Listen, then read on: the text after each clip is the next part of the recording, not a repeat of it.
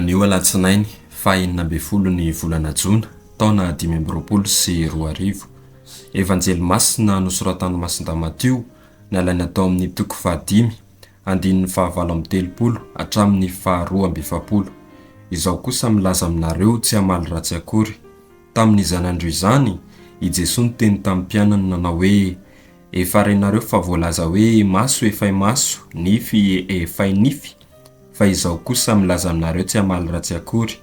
Fa raha misy mamely ny te-hiamaina, ny takolakao ankavanana, dia atolory azy koa ny ilany. Ary raha misy te-hiady aminao mba azon'ny akanjonao, dia fohy izy ho azy koa ny lambanao. Ary raha misy maneranao hiaraka amin'ny arivo dingana, miaraha amin'ny 2 omeo izay mangataka aminao, ary aza ilaoza-mihataka izay te-hisambotra aminao. Izany ary ny tenin'ny Tompo, derany eo anao ry Kristy.